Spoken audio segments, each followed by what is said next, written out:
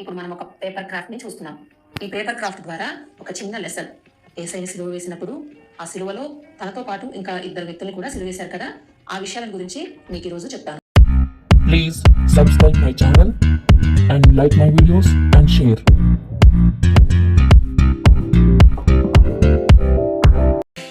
పిల్లలు, క్రాఫ్ట్ లో మనం కట్ చేసిన సింగిల్ పేపర్ తో ఈ పీసెస్ అన్ని వచ్చాయి.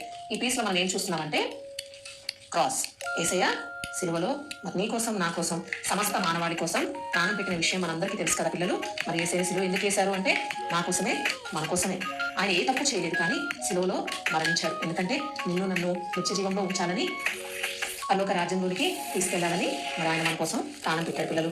ఇప్పుడు ఈ పేపర్ క్రాఫ్ట్ లో మనం ఏం చూస్తున్నామంటే ఏసయ్యతో పాటు ఇంకా ఇద్దరు వ్యక్తులు సిలువ వేయబడ్డం మనకి తెలుసు కదా. కుడి వైపున ఒక దొంగ, ఎడం వైపున ఒక దొంగ ఉండడం ఇది మనం చాలా సార్లు మరి గుడ్ ఫ్రైడే సర్వీస్ లో వింటూ ఉంటాం. తర్వాత చాలా సార్లు మనం మరి వాక్యం విన్నప్పుడు కూడా వింటాం కదా. ఏసైని సిలువ వేసినప్పుడు ఏసైతో పాటు ఇద్దరు బందిపోటు దొంగలు కూడా సిలువ వేశారు. ఈ విషయం మనం చూస్తున్నాం. అయితే ఏసై సిలువలో ఏం కనిపిస్తుంది, ఈ వ్యక్తుల జీవితాల్లో ఏం కనిపిస్తుందో చూద్దాం. మనం కూడా ఈ ఇద్దరు వ్యక్తుల జీవితాల్లాగానే ఉంటాం. కొన్నిసార్లు కొందరు మరి ఇటు కుడివైపున ఉన్న బందిపోటు దొంగ మనస్తత్వం, కొందరు ఎడమ వైపున ఉన్న బందిపోటు దొంగ మనస్తత్వం కలిగి ఉంటాం. అయితే ఒక వ్యక్తి ఏమంటున్నారంటే ఏసైని, నువ్వు దేవుడు అయితే, నువ్వు దేవుడి కుమారుడు అయితే నిన్ను నువ్వు కాపాడుకో, ఆ సిలువలో ప్రాణం పెట్టడం ఎందుకు, నిన్ను నువ్వు కాపాడుకొని రక్షించుకొని మమ్మల్ని కూడా రక్షించవచ్చు కదా అంటున్నాడు. అయితే అప్పుడు ఇంకొక దొంగ ఏమంటున్నాడంటే, నువ్వు అలా అనొద్దు, మనమైతే తప్పు చేశాం కానీ ఆయన ఏ తప్పు చేయలేదు, ఆయన అలా అనొద్దు, మనమైతే ఈ శిక్షకు అర్హులమే కానీ ఆయన మరి పాపం లేనివాడు, ఎటువంటి తప్పు ఆయన చేయలేదు అని ఒక బందిపోటు దొంగ అంటున్నాడు. అప్పుడు ఆయన మళ్ళీ అన్నాడు ఏసైతో, యేసు నీ రాజ్యంలోకి వచ్చినప్పుడు నన్ను జ్ఞాపకం చేసుకోవా అని అడిగాడు. అప్పుడు ఏసై వెంటనే ఆ దొంగతో, నేడు నువ్వు నాతో కూడా ప్రదేశంలో ఉండు అని చెప్పాడు. పిల్లలు ఇక్కడ చూసారా, ఒక దొంగ నువ్వు దేవుడి కుమారుడు అయితే నిన్ను రక్షించుకొని నన్ను రక్షించు అన్నాడు. దానికి సమాధానం ఏసై ఇవ్వలేదు. కానీ ఇంకొక దొంగ నువ్వు నన్ను నీ రాజ్యంలో జ్ఞాపకం చేసుకో అని పశ్చాత్తాపంతో అడుగుతున్నప్పుడు తనైతే తప్పుకి అర్హుడే, శిక్షకు అర్హుడే అని తనకు తెలుసు. కానీ యేసయ్య ఏ శిక్ష ఏ తప్పు చేయకపోయినా కూడా మరి ఆయన శిక్ష అనుభవిస్తున్నాడు కాబట్టి ఆయనకి ఎటువంటిది జరగకూడదు అనే భావంతో ఉన్నాడు కదా. అయితే మరి అప్పుడు ఈ దొంగకి వెంటనే ఆన్సర్ వచ్చింది. అయితే ఇందులో మనం ఏం చూస్తున్నామంటే ఇప్పుడు యేసయ్య సిలువని, మరి యేసయ్య సిలువలో జరిగిన విషయాల్ని 3 విషయాలు చెప్తానన్నాను కదా.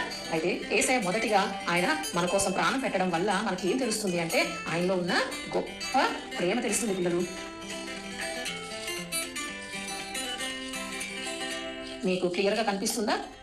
యేసయ్య సిలువలో ప్రాణం పెట్టడం ద్వారా ఆయన ప్రేమ ఎలాంటిదో తెలుస్తుంది. జాన్ 3:16 కూడా ఉంది కదా పిల్లలు. యేసయ్య ఈ లోకంలో ఎంతో ప్రేమించాడని, తన అద్వితీయ కుమారుని ఈ లోకానికి పంపించాడని మనం తెలుసుకుంటున్నాం కదా. అవును, యేసయ్య ప్రేమ ఎంతో గొప్పది పిల్లలు. చూసారా, ఆయన ప్రేమ నిన్ను నన్ను నరకం నుంచి తప్పించి పరలోకానికి చేర్చే ప్రేమ. ఇక ఏం చూస్తున్నారు? Love, LOVE, love.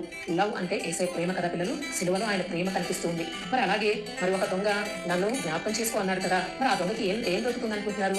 అది కూడా చూద్దాం. ఆ దొంగకి ఏం దొరుకుతుందంటే తన తప్పు తెలుసుకొని, తను చేసిన తప్పుకి అతను పడుతున్నా మరి శిక్ష అయితే కరెక్టే అని అతను తెలుసుకుని యేసయ్య దగ్గర క్షమించమని అడిగినందుకు అతనికి ఏం దొరికిందో తెలుసా?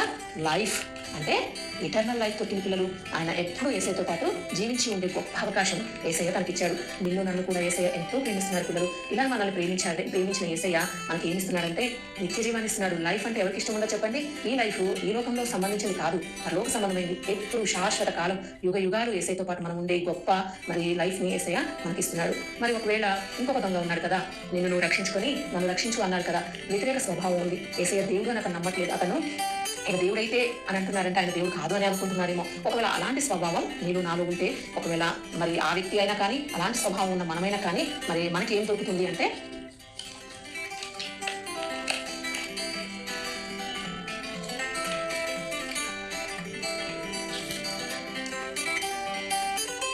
ఇట్లాంటి స్వభావం ఉన్న నీకు నాకు ఒకవేళ మనము యేసయ్య దేవుడా అని అనుమానం కానీ, యేసయ్య నా కోసం ఏం చేశాడు అని ఒకవేళ మనకి ఇట్లాంటి మరి ఇంకా డౌట్స్ ఏమైనా ఉంటే మరి మనం కూడా ఆ బందిపోటు దొంగ లాంటి స్వభావం ఉన్న వాళ్ళమే కదా పిల్లలు. అలాంటి స్వభావం నీలో నాలో ఉంటే మరి మన ఎలా ఉంటాము అంటే మనం ఎక్కడికి వెళ్తామంటే హెల్ అంటే నరకం కదా. మరి 3 విషయాలు నేర్చుకున్నాం. యేసయ్య సిలువలో ప్రాణం పెట్టడం ద్వారా ఆయన ప్రేమ తెలుస్తుంది. యేసయ్య సిలువలో ప్రాణం పెట్టినందుకు ఆయన నీకు నాకు ఇచ్చేది ఏంటంటే ఇటర్నల్ లైఫ్. ఒకవేళ అది మనం నమ్మకపోతే, యేసయ్య ప్రేమని మనం రుచి చూడకపోతే, యేసయ్య ప్రేమను నిరాకరిస్తే మనకు దొరికేది ఏంటంటే నిత్య నరకం. అది హెల్, అది భయంకరమైన ప్లేస్. అలాంటి ప్లేస్కి నేను వెళ్ళొద్దని యేసయ్య ఎంతో ప్రేమించి ఈ విషయాలను మనకు తెలియజేశారు పిల్లలు. మీరు కూడా ఈ హెల్ నుంచి తప్పించుకొని యేసయ్య ప్రేమను పొందుకొని ఇటర్నల్ లైఫ్లో యేసయ్యతో ఉండే మరి విధంగా ఉంటారని నేను చాలా ఆశపడుతున్నాను పిల్లలు.